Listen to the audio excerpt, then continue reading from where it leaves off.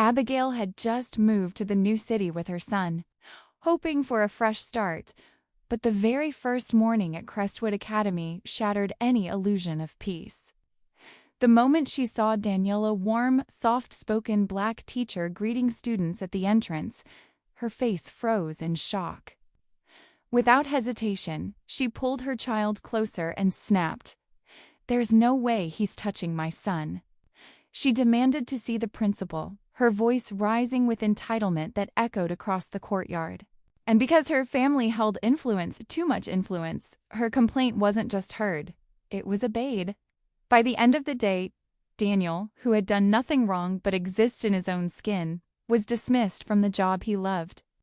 He walked out of the school feeling the weight of humiliation pressing against his chest, wondering how fairness could be so fragile, how one voice filled with prejudice could silence everything he had worked for. What he didn't know was that this moment would be the spark that set an entire story of justice, and an expected revenge into motion. A story where truths come to light and power finally shifts. But before we continue, make sure to subscribe to the channel. Now let's understand how this story truly began. The morning sun spilled across the polished iron gates of Crestwood Academy, making them glimmer like something out of a glossy catalog selling a lifestyle rather than an education.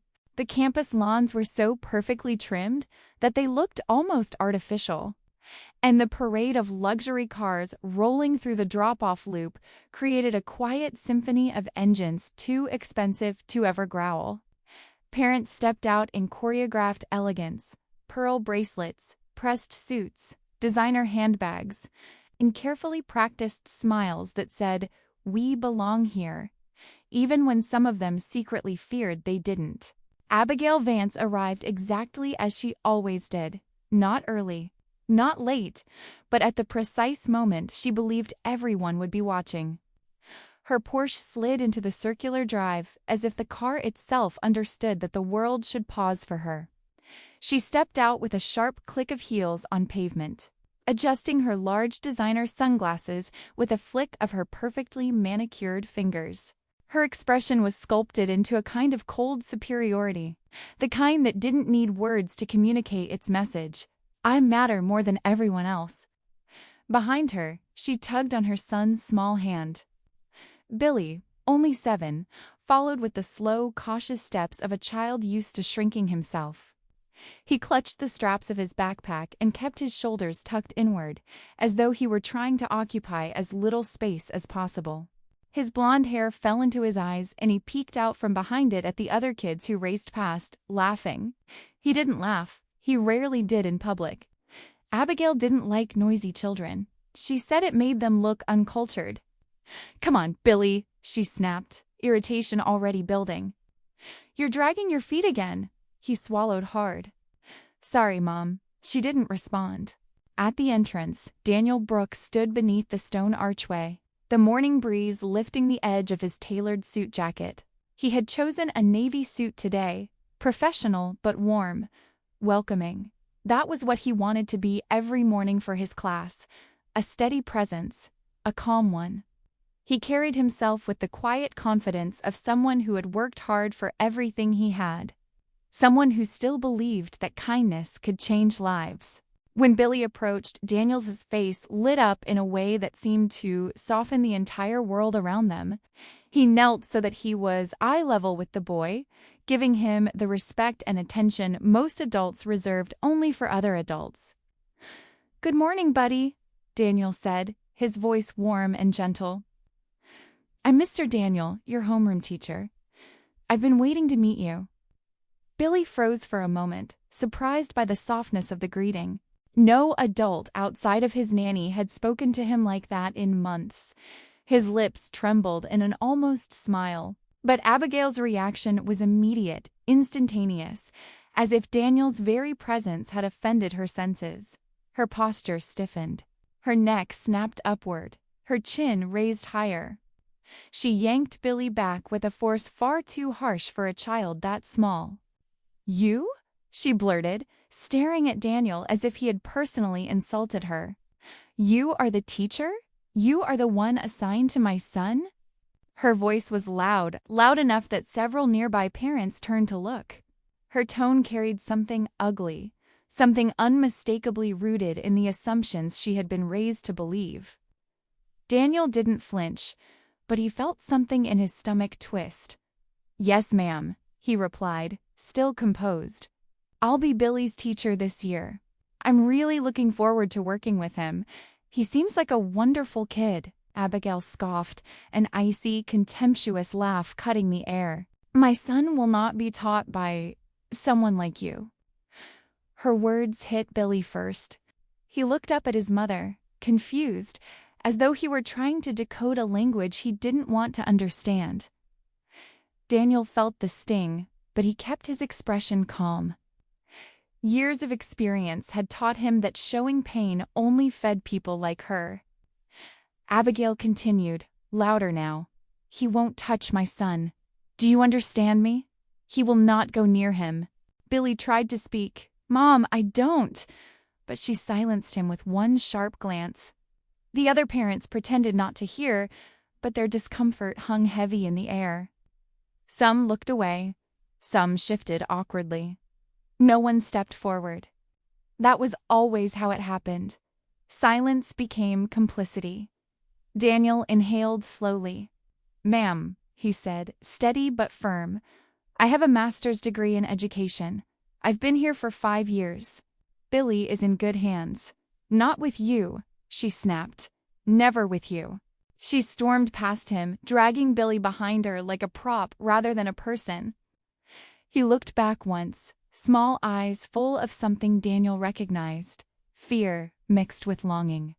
Minutes later, Abigail stood in the principal's office, her voice carrying down the hallway even through the closed door. She accused, threatened, raged. She said words Daniel wished no child, especially Billy, would ever hear. She demanded that the school correct this mistake, and when she invoked her family's massive donations, her voice took on a triumphant sharpness, as though she already knew the outcome.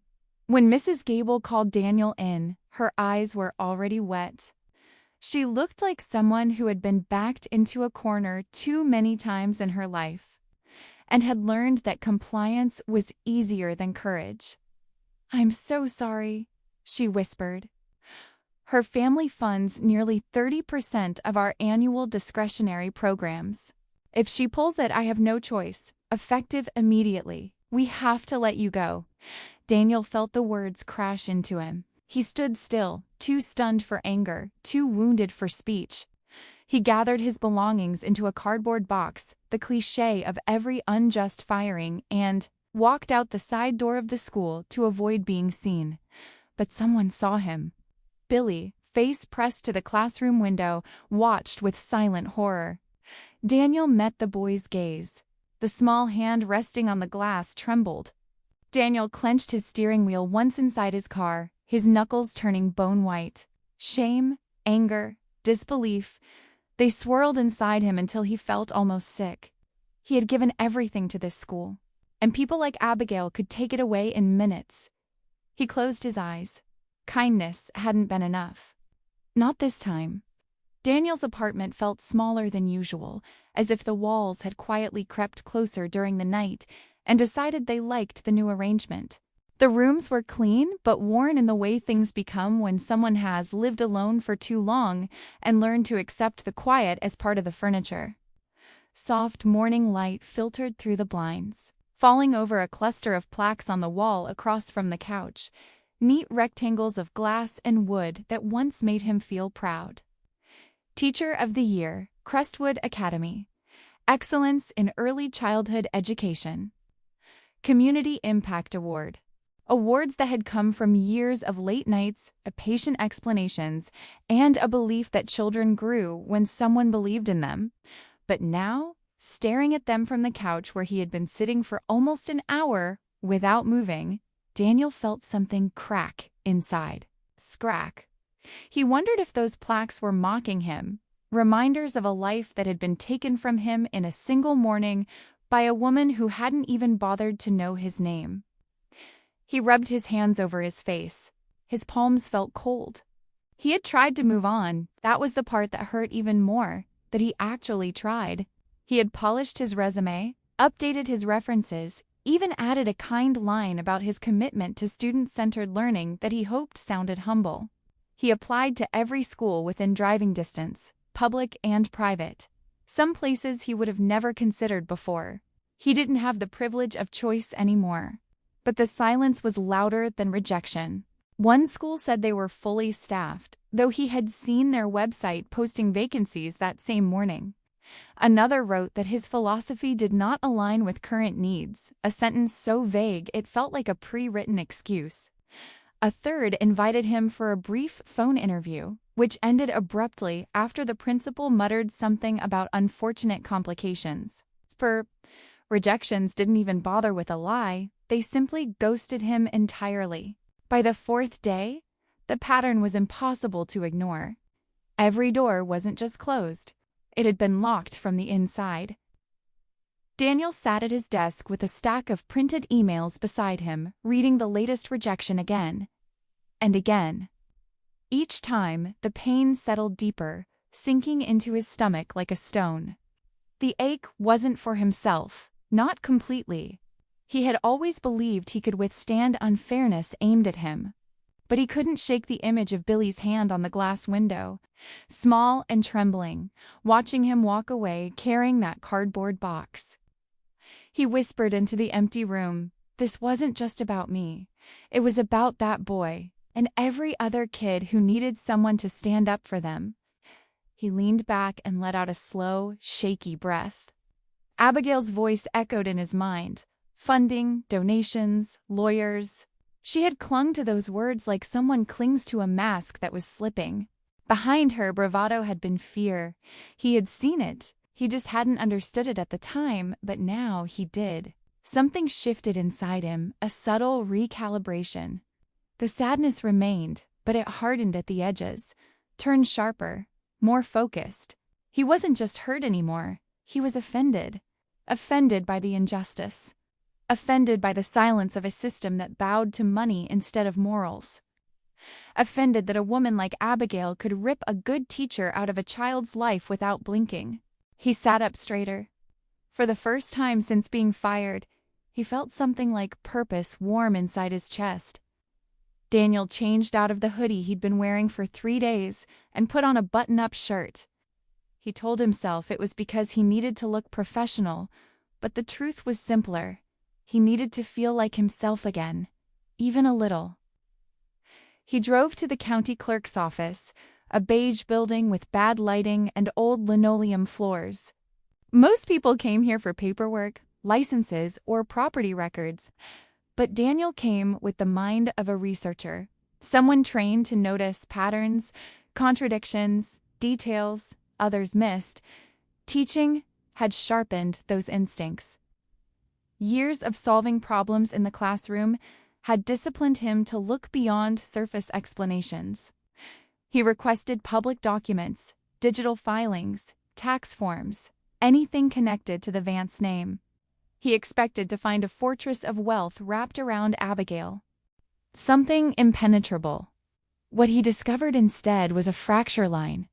Abigail was married into wealth, not born into it. The money belonged to her father-in-law, Reginald Vance Sr., a man who appeared in dozens of business articles, all of them painting him as deeply private, famously strict, and absolutely allergic to scandal. Her husband, absent from nearly every document except a few distant signatures, lived in another state for reasons the public filings didn't explain but hinted at. More importantly, Abigail had no control over the fortune she bragged about, at least not officially. She acted like the empire was hers, but in every legal document Daniel pulled up, her name was conspicuously missing. She had power, but only the illusion of it, and illusions were fragile. Daniel sat back in the stiff wooden chair of the clerk's office terminal, staring at the final document illuminated on the screen. A trust. A very old one. A complicated one. One that Abigail depended on, but didn't control. A slow, deliberate smile formed on his face, the first genuine smile he had managed in weeks. It felt strange on his skin, like a muscle long forgotten. "So that's it," he murmured. "That's what she's afraid of." Abigail wasn't untouchable. She was terrified, and not of him, but of the one person whose approval, whose money, whose name she depended on to maintain her carefully constructed identity. Daniel pushed the chair back and stood, the resolve inside him crystallizing with every second. He walked out of the building feeling taller, more awake, more alive than he had since the morning he lost everything. When he got home, he closed the door gently behind him and whispered into the stillness, "I don't just want my job back." His voice was calm, deadly calm. "I want her to lose everything she used to destroy me." He didn't hesitate. He pulled out his phone and scrolled through his contacts until he found a familiar name, someone he hadn't spoken to in years, yet someone he trusted with difficult truths. His college friend answered on the second ring. "Hey man," the voice said. "Long time." Daniel exhaled. "Yeah, listen, I need your help." "Depends on the kind of help you're talking about." Daniel leaned against the kitchen counter, gripping the phone a little tighter. "You're a licensed PI now, right? Full-time." "Good," Daniel said. "Find me everything on the Vance Family Trust, and a direct way to reach the old man himself." There was a long pause on the other end of the line, the kind that said more than words ever could. Then his friend replied, "This sounds serious." "It is," Daniel whispered. He ended the call and let the silence fill the room again. But this time, the silence felt different. Not empty. Focused. Alive. 2 weeks passed, but for Crestwood Academy, it felt like 2 years collapsing into chaos. The school that once prided itself on pristine order now felt swollen with tension and disarray, as though something essential had cracked beneath the surface and was slowly leaking into every hallway. Teachers whispered in break rooms, frustrated murmurs about lesson plans derailed, and classrooms too noisy to control. Students pushed boundaries they had never dared to test before. The once smooth rhythm of the school day had collapsed into uneven fragments. But nowhere was the damage more visible than in Daniel's old classroom. It had become a small battlefield. Chairs scraped endlessly across the floor. Papers were constantly littered across desks like fallen leaves. Voices bounced off the walls in restless, chaotic waves. Substitute teachers rotated through daily, each lasting only a few hours before requesting reassignment. One left during recess and never returned. Another quit teaching altogether. And in the middle of that storm sat Billy Vance. His once timid silence had shifted into something darker, a kind of withdrawal so deep that it unsettled even the adults who didn't know him. He stopped making eye contact, stopped raising his hand, stopped trying. His worksheets remained half-empty. His reading logs were blank. His test scores plummeted with a speed that alarmed the administration. Mrs. Gable, already stretched thin, sent Abigail a string of polite yet increasingly urgent emails. At first, Abigail ignored them. Then she skimmed them. Then she finally read the last one, the one that mentioned the words she feared most. Billy is projected to fail the upcoming Vance academic assessment. She didn't finish the rest of the message. She didn't need to. Her hands began to shake. The Vance academic assessment wasn't just another test. It was the gatekeeper for the trust fund her father-in-law had established for all grandchildren, a sum that would be released only if the child demonstrated satisfactory academic progress. Abigail had mocked the rule for years, calling it old-fashioned and controlling, but she also relied on it. Because what no one at Crestwood knew, not the principal, not the parents, and certainly not Billy, was that Abigail's glamorous life was collapsing behind closed doors. Her secret gambling debts had multiplied faster than she could cover them. She had maxed out credit cards, drained her personal accounts, and lied to every friend who asked why she had become more frantic, more brittle, more desperate. She had no income of her own, no savings, no plan. That trust fund wasn't just for Billy, it was survival. She sat in her immaculate living room, surrounded by white furniture she could no longer afford to maintain, clutching the email in trembling hands. Her breathing grew shallow. She replayed the last 2 weeks over and over the morning she fired Daniel. The certainty with which she believed she had protected her status, the smug confidence she carried into the principal's office. But now, the edges of that confidence peeled away like cheap paint. Without Daniel, Billy was sinking. And as Billy sank, so did she. Panic gave way to anger. Then anger gave way to fear. And fear gave way to something she rarely allowed herself to feel: helplessness. She needed someone brilliant, someone elite, someone who could salvage Billy's academic performance before the assessment date. But she couldn't risk asking anyone affiliated with the school. Too many whispers traveled in those hallways, and she certainly couldn't risk exposing her desperation publicly. So she crafted a post dripping with entitlement and urgency. Elite private tutor needed immediately. Remote video lessons only. Highest compensation. Complete discretion required. Must be capable of elevating a student with accelerated potential. Only exceptional candidates will be considered. She rewrote it 6 times, each version more dramatic than the last.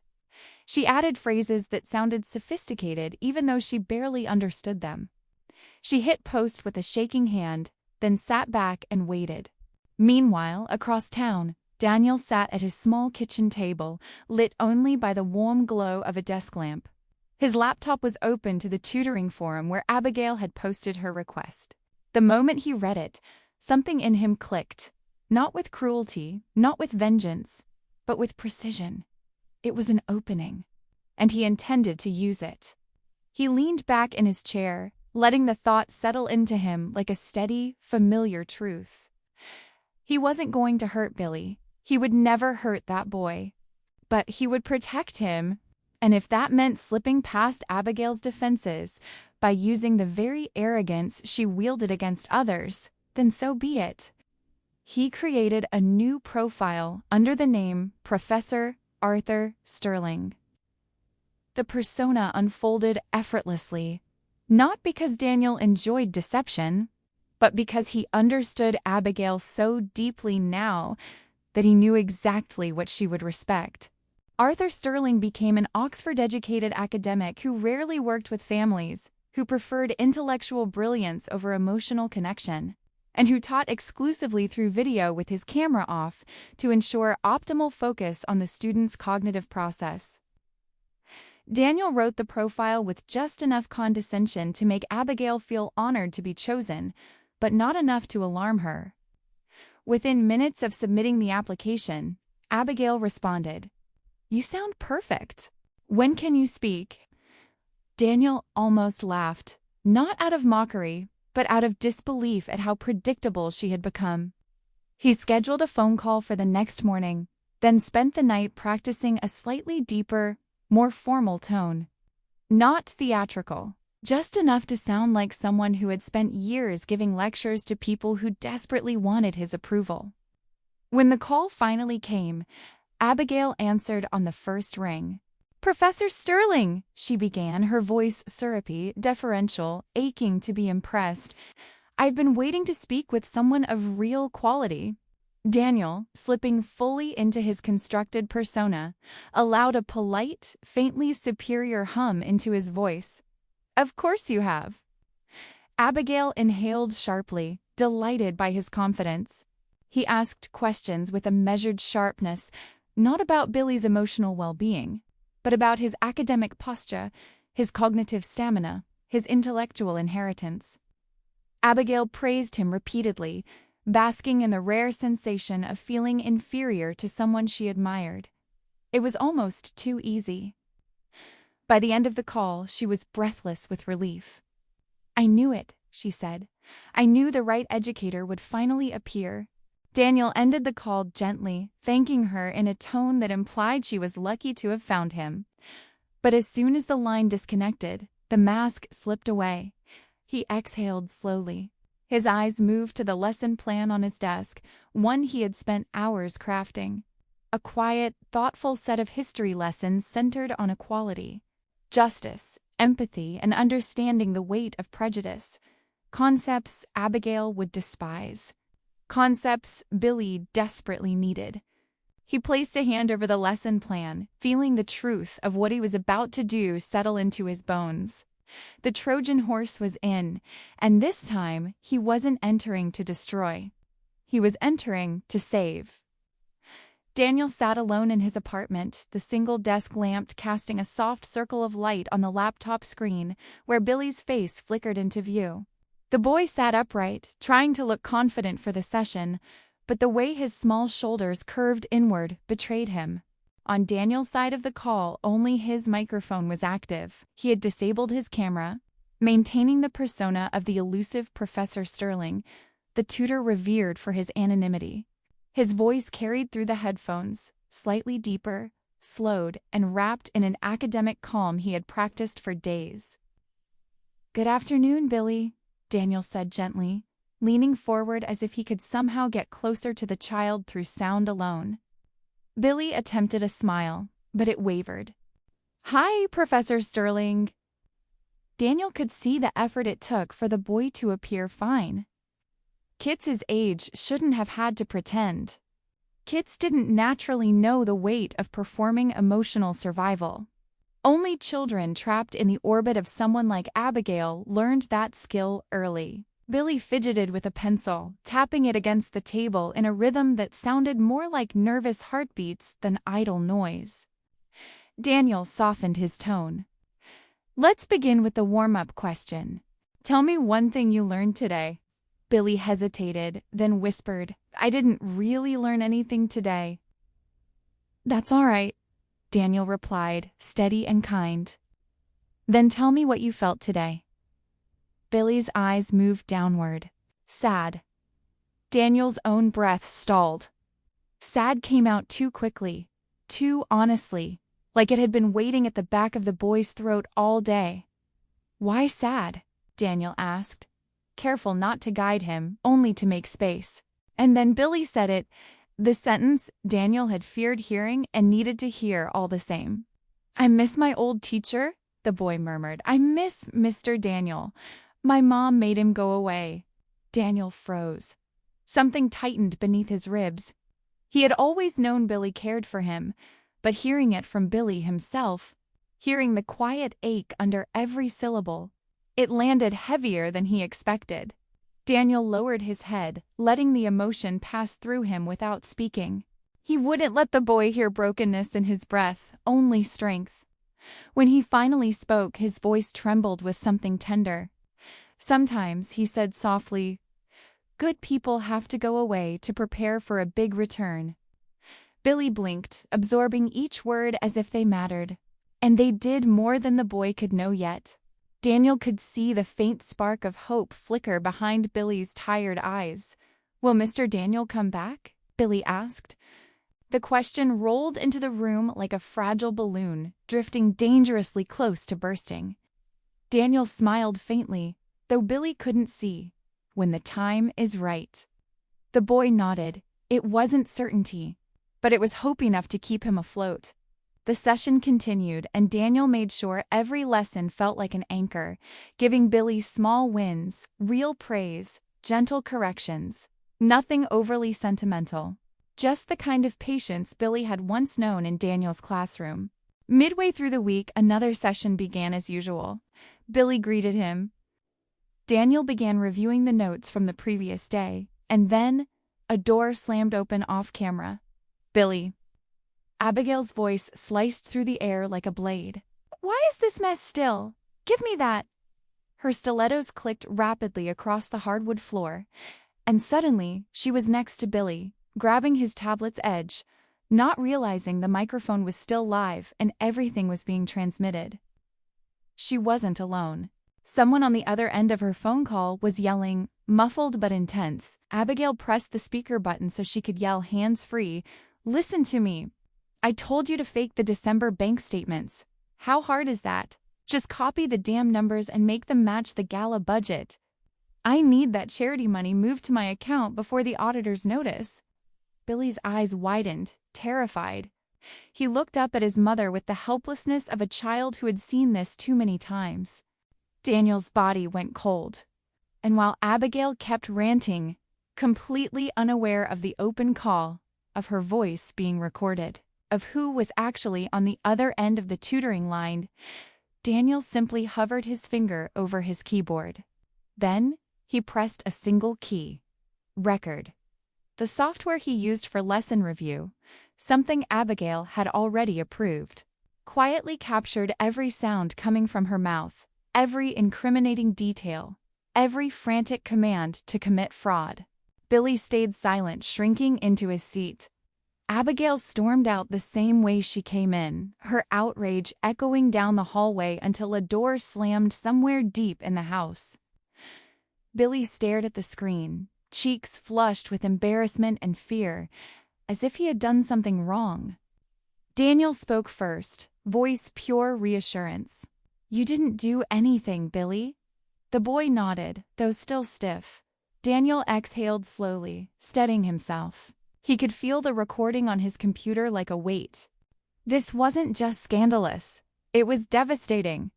The kind of evidence that could ruin a life, dismantle a reputation, topple a carefully constructed social empire. But Daniel didn't rush. Rage wasn't steering him anymore. This was clarity, precision, strategy.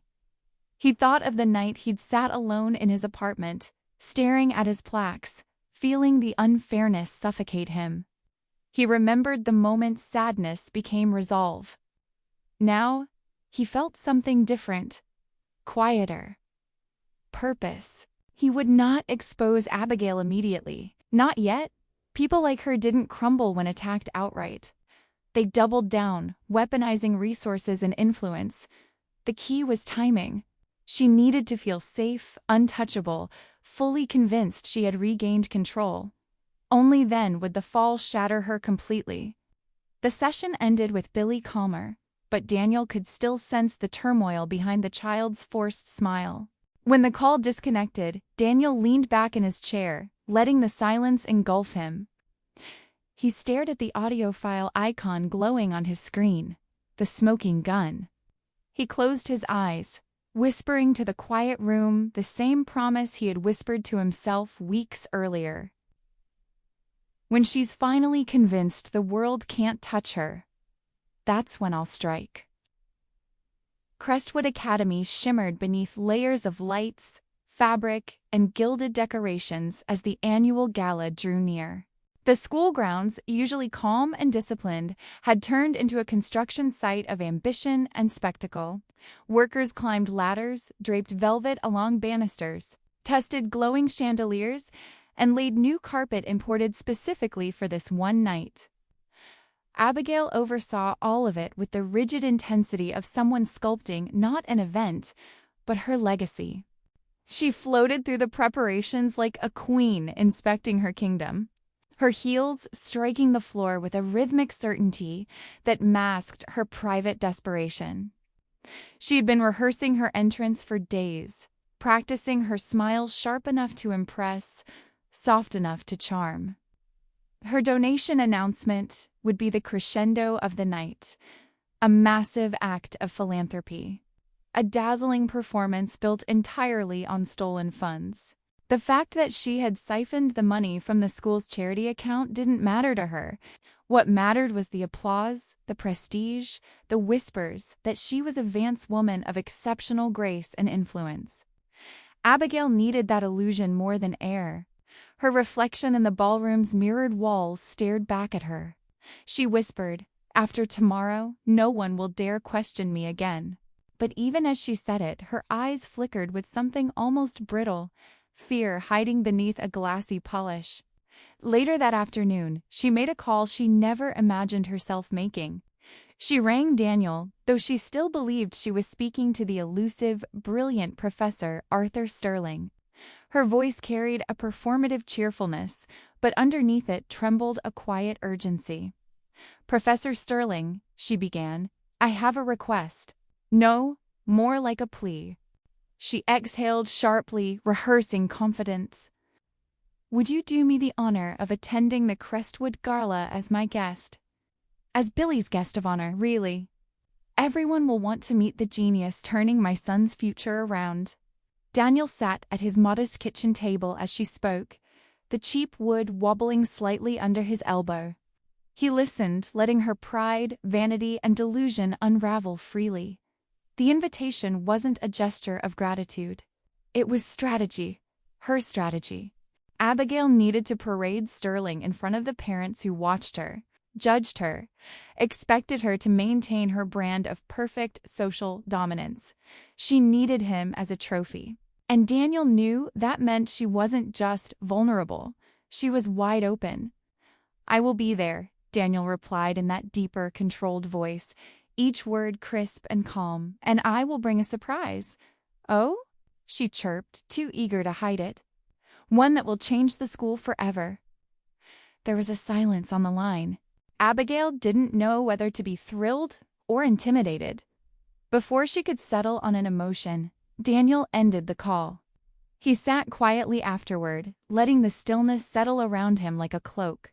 The moment was coming. Not revenge, justice. And justice always demanded preparation. That night, Daniel drove to a dimly lit parking lot outside an abandoned outlet mall. The air was humid, thick enough to cling to the skin. The only working street lamp buzzed overhead, casting a cone of pale yellow onto the cracked pavement. His private investigator friend Marcus stepped out of his car holding a thick, worn envelope. Marcus handed it over with the gravity of a man delivering something dangerous. "Everything you asked for." His voice carried the weight of long nights spent sifting through documents. Offshore accounts, gambling debts, the forged signatures on the school's charity fund. And he reached inside his jacket and pulled out a second package, sealed, heavy, addressed to Palm Beach, Florida. Daniel took it slowly, feeling the thickness of the envelope, the edges crisp under his fingertips. His own typed message was affixed to the front. He read the words again quietly, reaffirming his resolve. "To Mr. Vance, from a teacher your daughter-in-law fired for the color of his skin. The contents concern the future of your grandson and your fortune." Inside the sealed package were printed bank statements, proof of charity theft, evidence of Abigail's falsified transfers, and at the very top, a handwritten note from Daniel himself. "I can recover what she stole and protect Billy, but only if you need someone you can trust inside the trust. I volunteer. No fee. Only justice." Marcus watched him with a certain respect. "Are you sure about this?" Daniel nodded. "This isn't about me anymore." Marcus patted his shoulder. "Then let's mail it." They walked to the overnight drop box and, without ceremony, slid the package into the slot. It disappeared into the darkness with a soft thud. Daniel felt something shift inside him, like the ground beneath him realigned. The next morning, before Daniel even finished his first cup of coffee, his email inbox chimed. He opened the message slowly, scarcely breathing as he took in the letterhead printed across the top in gold and navy. Vance Family Trust, Office of Senior Trusteeship. He began reading the body of the email, each word tightening the air around him, effective immediately. Mr. Daniel Brooks is appointed Independent Special Auditor of the Vance Family Trust. Full access granted. Daniel read it twice, then 3 times. His hand went to his chest. He let out a sound, a mix between disbelief and relief. Mr. Vance had read the package. Not only read it, acted on it. Daniel's position was now official, legal, powerful. For the first time since his firing, the world didn't feel tilted against him. As evening fell, he began preparing for the gala. He shaved the beard he'd grown during weeks of isolation, watching the hair fall into the sink. His face, once tired and defeated, emerged sharper, stronger. He adjusted the collar of the tuxedo he had purchased with what little savings he had left. It fit perfectly clean lines, fine stitching, a silhouette he barely recognized. He stared into the mirror. The Daniel who looked back at him was not the man Abigail had fired, not the man she tried to break. This Daniel stood taller. His eyes were steady, no longer tired but focused. He hadn't become someone new. He had simply reclaimed the man he was before the world tried to shrink him. Just as he lifted his tie, his phone vibrated. A text from Marcus. "The guest you asked for has just landed at the airport. He's ready." Daniel's pulse quickened. He straightened his shoulders, lifted his chin, and tied the knot. The night of reckoning was approaching. The Crestwood annual gala shimmered like a living jewel in the night. The ballroom glowed with the soft radiance of crystal chandeliers, each one scattering light across marble floors polished to a mere sheen. Champagne flutes chimed in delicate rhythms whenever the guests shifted, laughed, or gestured with the exaggerated elegance of people who believed they belonged at the center of the world. Laughter floated like perfume, expensive, artificial, heavy in the air. This was the night Abigail lived for. Her stage. Her kingdom. She wore a red dress that clung to her like a second skin sharp, shimmering, almost predatory. It caught the light every time she moved, giving her the aura of someone who expected the room to bend to her will. Abigail's smile was wide tonight, too wide, the kind of smile that hid something unraveling beneath the surface. She flitted from group to group, glass in hand, her laughter too loud, her words too sharp. Her friends, high society women dripping in diamonds. Men in tailored suits who talked more than they listened, circled her like satellites, craving her flame. "And then he actually thought he could talk back to me," Abigail said, her voice rising above the chatter. A do-gooder teacher wearing discount ties and Salvation Complex sincerity. Bless his heart, he really believed he mattered here. Her friends giggled, leaning in. Another woman asked, "What was his name again?" "Oh, who cares?" Abigail sneered, flipping her hair lightly. "Daniel, something. Whatever. He's gone. Probably working at some public school where they pay people in cafeteria leftovers." A cruel smirk curved her lips. "It's adorable, really, thinking he could challenge someone like me." The group cackled, clinking glasses as if celebrating a victory she had truly earned. Abigail basked in it, tilting her chin upward as though feeding on their approval. But beneath her laughter was a frantic edge, like a violin string pulled too tight. She drank again, draining half the champagne in one swallow. The orchestra shifted, the lights dimmed slightly. A murmur spread across the room as a soft announcement carried through the speakers. "Please welcome our final guest of honor." Heads turned toward the grand entrance. A hush fell over the crowd. A long, black limousine glided into view outside the double doors. Guests leaned in, whispering.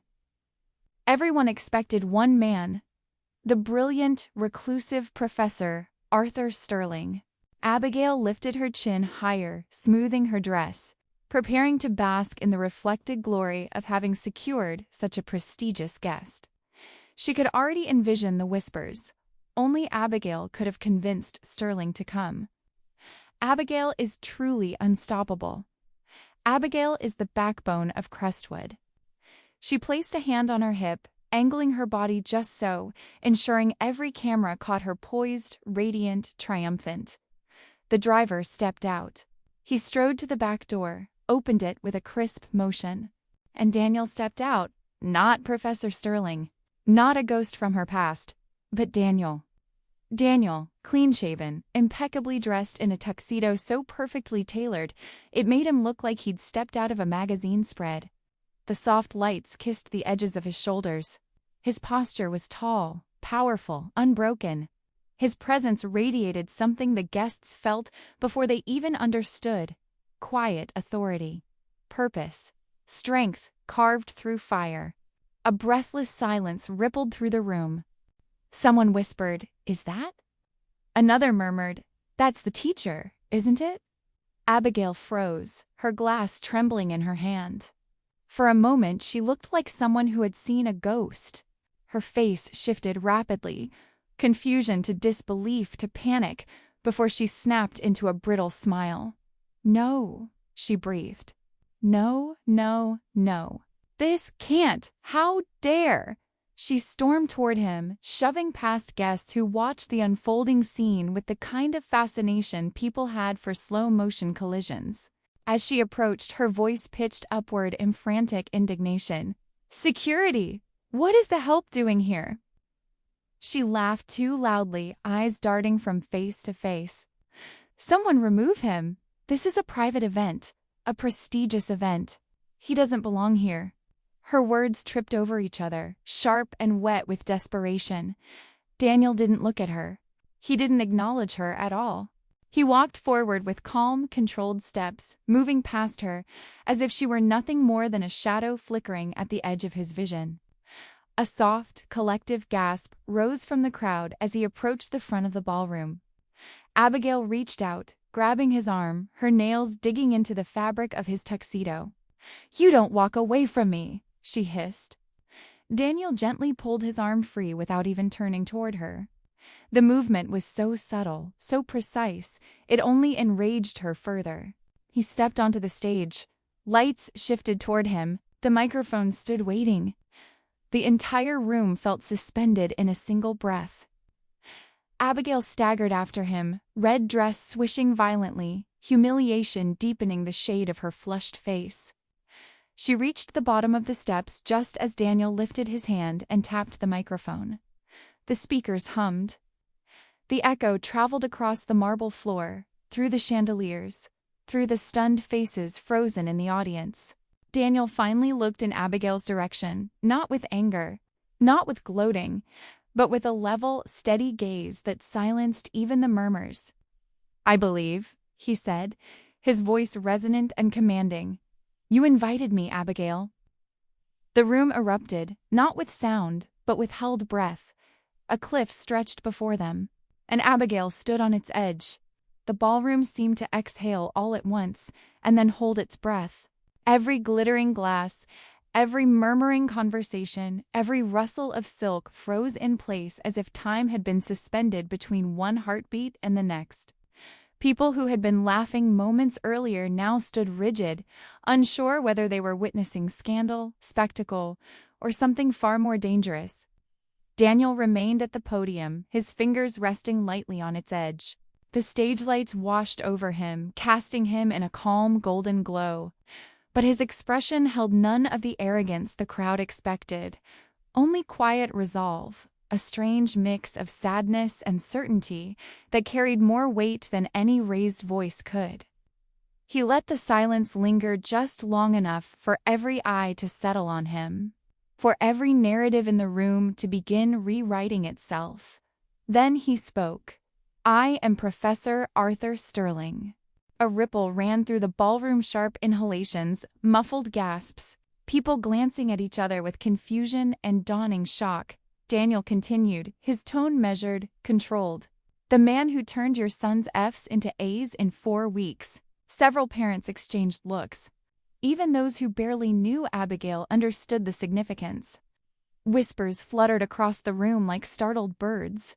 Daniel's voice deepened. "The man you begged to be your date tonight." Gasps again. Someone dropped a glass. The sound shattered through the silence like a gunshot. Abigail's face drained of color so quickly it was as if the life had been pulled out of her through invisible threads. Her arms shook. Her mouth opened, but no sound came out at first. She stared at Daniel as though he were a monstrous apparition rising from the grave of her perfectly curated lies. "You!" she finally choked, pointing a trembling finger at him. "You can't! You lied! You tricked me!" Her voice rose into an uncontrolled shriek. The red of her dress made her pallor even more violent, as if she were being hollowed out from the inside. "You are nothing but a fired servant," she spat, desperation dripping from every syllable. "You think you can humiliate me? Here? In front of them?" She gestured wildly to the guests, who watched with the breathless awe of spectators at a theater performance, except this one wasn't scripted, and its uncomfortable intimacy made them shift on their feet. Daniel didn't flinch. He didn't react. That hurt her more than any retort could have. He lifted his chin slightly, eyes steady, and spoke again into the microphone, this time with a new firmness that seemed to reverberate through the floor. And as of 3 p.m. yesterday, he said, "I am also the court-appointed special auditor of the Vance Family Trust." Gasps broke across the ballroom like a wave crashing against stone. Several guests straightened, instinctively recognizing the weight of the words even before the full truth settled in. Daniel continued, personally selected by Mr. Reginald Vance Sr. Abigail's knees buckled. For a moment she swayed, and one of her friends reached out to keep her from collapsing outright. Her breath became shallow, panicked.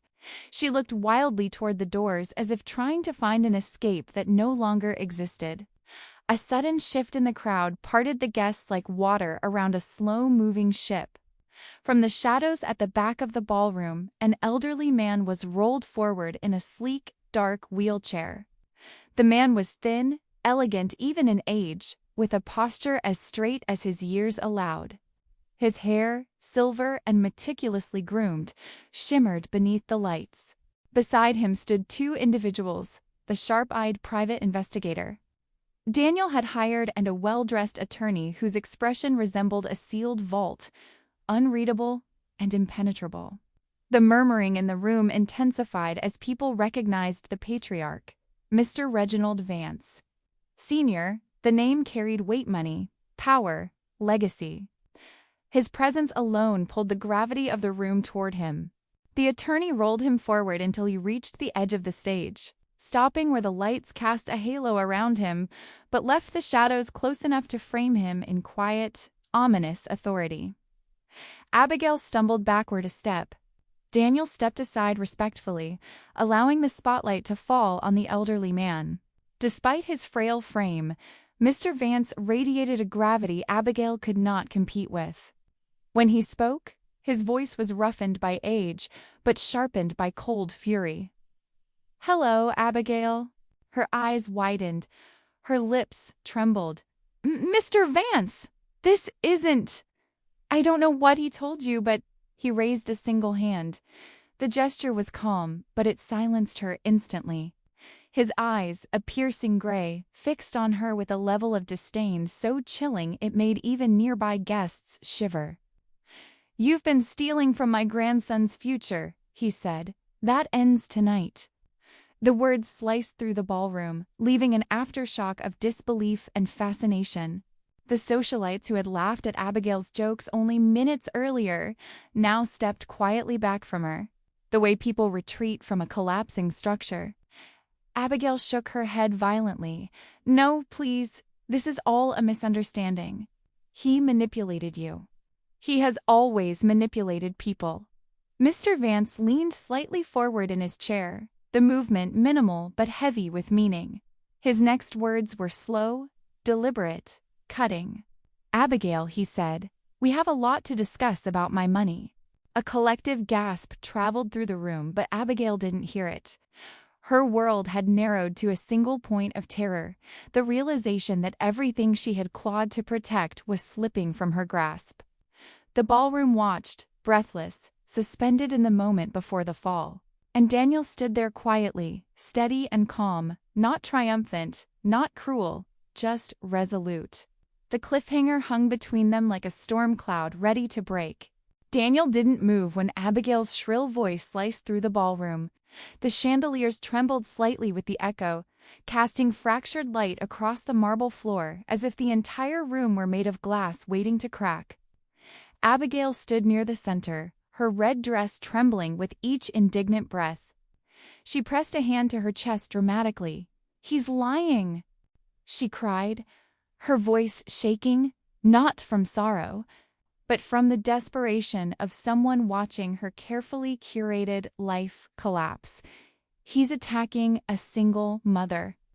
She repeated it louder, her chin quivering, trying to summon sympathy from the room as if it would form like a protective shield around her. But the ballroom did not shift in her favor.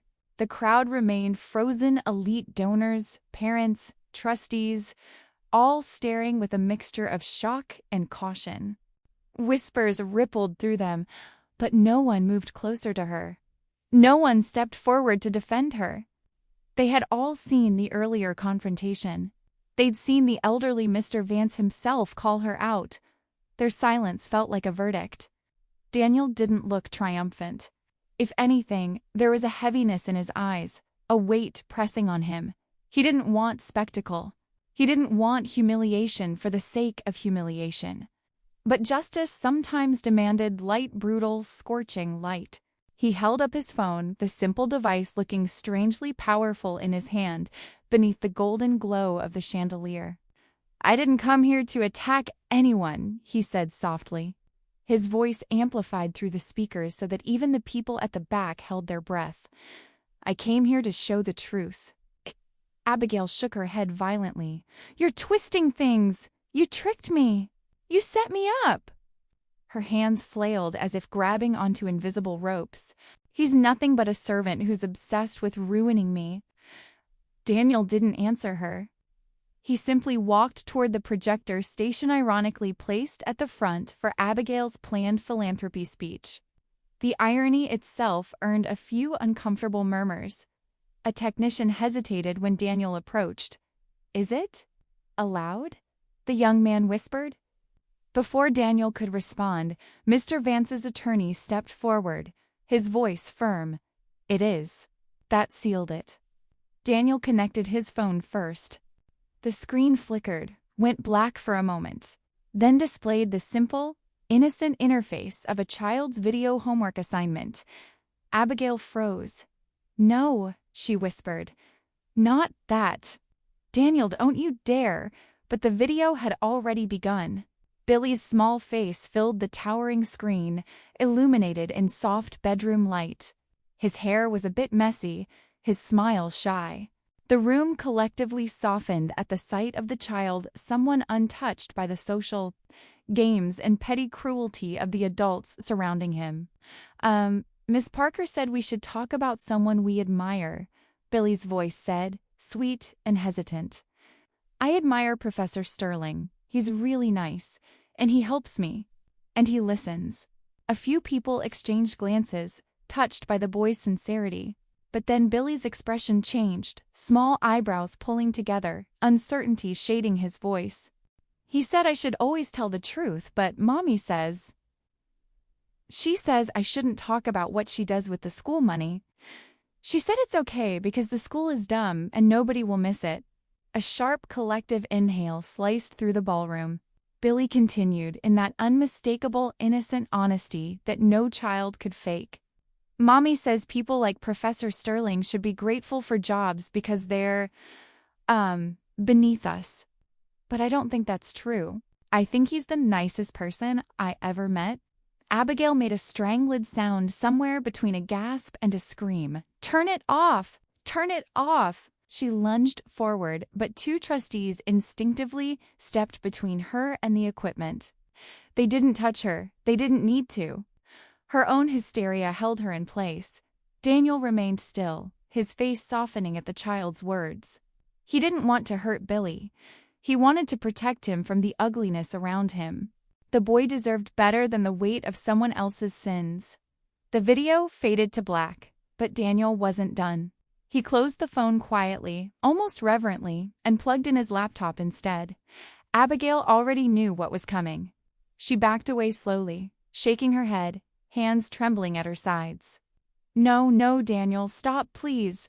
Her plea cracked in the air like breaking porcelain. The audio file began to play, sharp and unmistakably clear. "I'll steal every dime from that stupid school if I have to," Abigail's recorded voice snarled through the speakers. "Those idiots deserve it. They waste money anyway. And if I need the cash, I'll take it. They should be thanking me for keeping this place running." Every eye in the room widened. A few people gasped. One woman covered her mouth with her hand. A trustee actually stumbled backward as if the words had physically struck him. Abigail's face crumpled. "It's out of context," she shouted. It's edited. You don't understand. He's framing me." But her voice sounded thin, brittle, completely isolated from the room that used to worship her.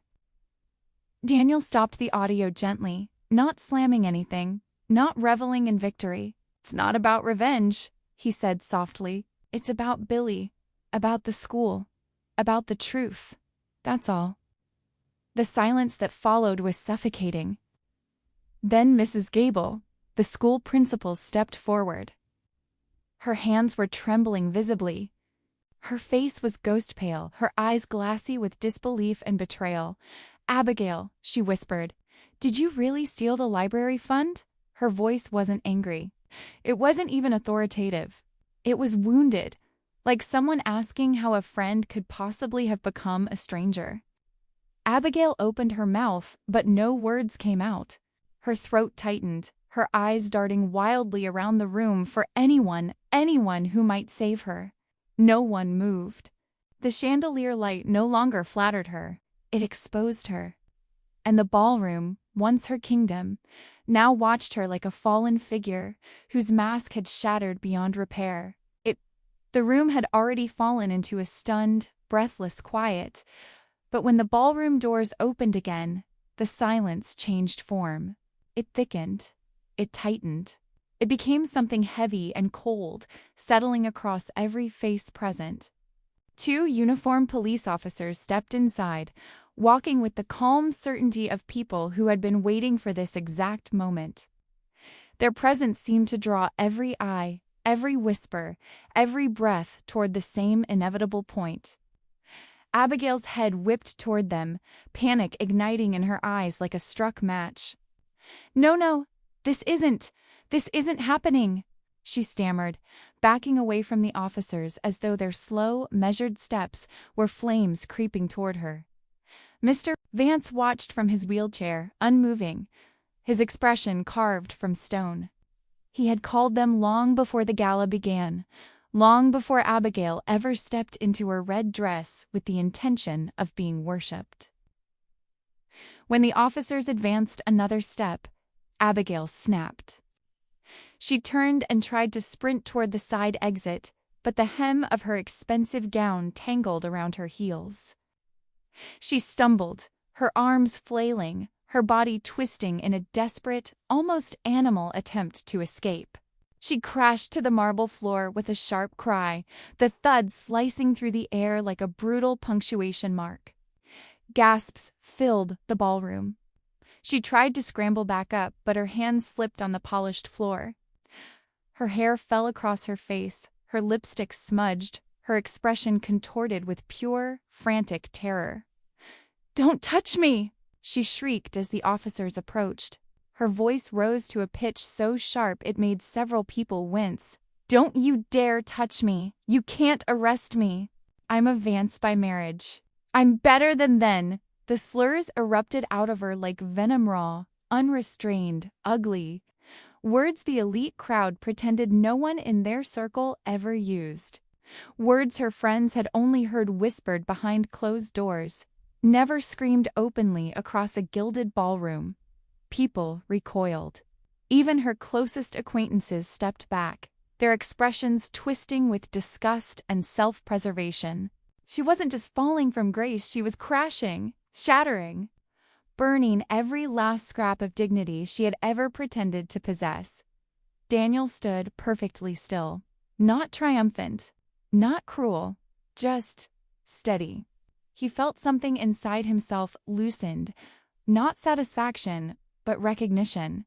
This wasn't revenge, 'cause this was truth revealing itself under pressure, the way metal bends or breaks when forced. And then, in the middle of Abigail's spiraling meltdown, something unexpected happened. A small, trembling voice called out, "Daniel, Billy." The little boy broke from the cluster of stunned guests and ran toward Daniel with small, unsteady steps. His face was wet with tears, fear, confusion, and something deeper, something like relief. He wrapped both arms around Daniel's leg, burying his face into the fabric of his pants. "Please don't leave," he whispered, his voice cracking. Daniel instinctively softened, placing a gentle hand on the boy's back. "I'm right here," he murmured. "I'm not going anywhere." Abigail saw it, the boy running not to her, not even hesitating, but choosing Daniel. Her face collapsed, her mouth falling open as though the ground had been ripped from under her. "Billy!" she screamed. "Billy, come here this instant!" Billy clung tighter to Daniel. Abigail's expression distorted, grief, outrage, disbelief all consuming her at once. Mr. Vance lifted a hand slightly, signaling his attorney, who stepped forward. The attorney's voice rose over the chaos with calm authority. "As of this evening," he announced, "Abigail Vance is removed from the family trust immediately." Abigail screamed. Billy tightened his grip, and the attorney continued, "Legal custody of William will be transferred to his father, who is flying in tonight." A collective murmur rippled across the ballroom. Abigail tried to lunge forward again, but the officers caught her arms, firmly holding her in place. Her face contorted into something unrecognizable, mixed with despair. "He's my son!" she shrieked. "You can't take him from me! You can't!" Mr. Vance's gaze remained cold. He looked at his grandson. The boy clinging to Daniel, and his voice, though gravelly, carried a profound finality. "Billy deserves safety," he said. "He deserves love, and he will have it, starting tomorrow." The officers pulled Abigail upright. She thrashed, kicked, screamed more venomous slurs, so vile that people looked away, unable to meet her eyes anymore. She wasn't a queen of society anymore. She wasn't even a woman who had made a mistake. She was exposed, raw, stripped of her illusions and privileges. Daniel stepped forward, not to gloat, not to shame her, but because there was one last thing he needed to say. He lowered himself to one knee so he could look directly into her eyes as she struggled, her breath ragged, her mascara streaking down her cheeks. Their faces were inches apart, hers twisted in hatred and fear, his calm and steady. "Lesson over," he whispered. The words were soft, gentle, not triumphant, not cruel, just true. Abigail froze for the briefest moment, as though the quietness of his voice cut deeper than any shout ever could. Then she was lifted again, handcuffed, dragged toward the doors as she screamed and kicked and hurled the last of her ugliness into a room that wanted nothing more to do with her. Daniel watched her go, not with anger, with pity. "I told you," he whispered to himself, "I would teach you a lesson." The police escorted Abigail out of the ballroom and down the stone steps outside. Her screams grew distant, then were muffled as the patrol car door slammed shut. A moment later, the engine started, and the vehicle melted into the night, taking her with it. A long, stunned silence filled the ballroom after her departure. Mr. Vance's voice broke it. "This school," he said, slowly scanning the room with sharp eyes, "needs new leadership. Someone with integrity." And suddenly, every person in the room knew exactly who he meant. A month passed, and Crestwood Academy no longer looked like the same place where Daniel Brooks once stood, humiliated, powerless, and discarded. The winter sun fell gently across the courtyard, warming the stone benches where students laughed before class. Teachers gathered by the entrance holding coffee cups instead of anxiety. Even the hallways felt different, lighter, somehow, as though the school itself had exhaled the tension it had carried for years. Daniel walked through the front doors that morning, not as a visitor, not as a man fighting for dignity, but as the new headmaster. The title still surprised him when he said it silently. There had been a time, very recently, when he could barely convince anyone to hire him as a substitute teacher. Now, students waved at him with the kind of genuine affection usually reserved for someone who had been there a lifetime. He walked past the administrative office where, just weeks earlier, Mrs. Gable had ruled with a cold, brittle presence. Her office was empty, now completely packed up, sanitized of her perfume and her politics. No one spoke her name anymore. It was as if the school had collectively decided she belonged to a different era. Daniel reached his new office door and paused.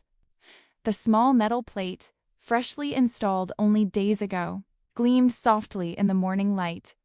Daniel Brooks, headmaster. He lifted his hand and ran his fingertips along the engraving. The letters felt sleek, cool to the touch, and solid. Not imagination, not a mere vow, a tangible truth. His truth. He exhaled slowly. The allegations that had once haunted him like dark shadows, insubordination, professional misconduct, unfit to teach, weren't merely gone. They had been wiped so completely from the state records that it seemed they had never been there at all. In just hours, the Vance family lawyers had accomplished what he had struggled to achieve for months, reclaiming his reputation. It still seemed unreal. On the corner of his desk sat a stack of folders, each representing a child who would receive a scholarship this year, the Vance Brooks Scholarship, funded entirely by the money Abigail had stolen, then multiplied through the trust's intervention. Underprivileged children. Kids who had been overlooked, dismissed, underestimated. Kids of every color. Kids who, in another school, might have been treated like he once was. Daniel had insisted the scholarship carry both names, not out of sentimentality, but as a reminder. One name stood for old money, legacy, and expectation. The other for perseverance, dignity, and earned respect. It was a partnership no one expected, but everyone quietly admired. Walking down the hall, Daniel noticed something unusual: laughter spilling freely from classrooms. Teachers opening windows to let in fresh air. Art hanging on walls that had previously been kept bare for fear of mésalliances. Students who once walked with their heads down now moved confidently, like they believed they belonged here. A culture shift, real, tangible. He stepped into his old classroom, the room where everything had fallen apart, where he had once stood with shaking hands as Abigail hurled insults and threats meant to break him. But the room didn't feel haunted anymore. It felt alive.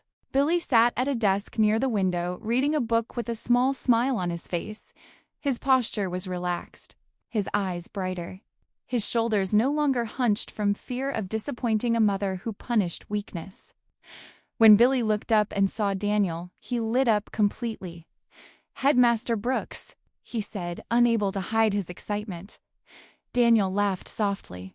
"Just Daniel is fine." Billy shook his head. "No, you earned it." Daniel's chest tightened, the warmth blooming slowly and fully. He placed a hand on Billy's shoulder as the boy proudly showed him his latest assignment. His handwriting was messy but determined, his answers thoughtful. Billy had changed, not because someone saved him, but because someone finally believed in him. Daniel stepped toward the window. The same window where he once watched Abigail's Porsche glide into the parking lot, immaculate and blinding symbol of a power she wielded so carelessly, so cruelly. Now, the space in front of the school was just a place where cars came and went. No one loomed over anyone anymore. He thought about the journey from despair to resolve, from resolve to action, from action to justice. He thought about how easily he could have given up, how close he had come to accepting that the world was unfair and always would be. But then he thought about the voices of students who had believed in him, the quiet ones, the struggling ones, the ones who whispered thank you after class. He thought of Billy, who had trusted him when the adults in his life failed him.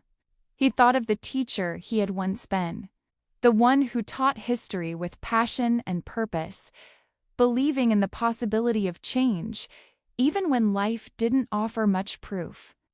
He touched the headmaster nameplate once more, a reminder that the climb had been steep, painful, and humiliating, but also redemptive. A soft knock sounded at the door. A woman stood there, a mother, clearly nervous, her shoulders drawn in, her grip tight on her daughter's hand.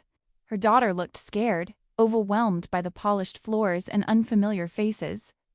"Excuse me," the mother said, her voice trembling slightly. "Is this the right place? It's our first day. We weren't sure where to go." Daniel stepped forward with a warmth that seemed to fill the room like sunlight. His smile was gentle, reassuring. It was the same smile he had given countless times on the very first day of school back, when he was nothing more than a teacher fighting to be heard. "Welcome to Crestwood," he said, kneeling so he could be eye level with the little girl. "Here, everyone is family." The mother exhaled, shoulders relaxing for the first time since she'd entered. The little girl squeezed Daniel's hand, and the fear in her eyes softened into curiosity. As Daniel guided them inside, the camera, imagined or real, seemed to lift, drifting upward until it caught the stone archway above the entrance. Newly engraved words shimmered in the sunlight. Character over color. The motto wasn't just a slogan. It was a promise, one Daniel had earned the right to uphold. A promise that Crestwood Academy, under his leadership, would never again be a place where prejudice had power. Only character. Only courage. Only truth. Don't forget to subscribe to the channel so you won't miss the next chapter of this story.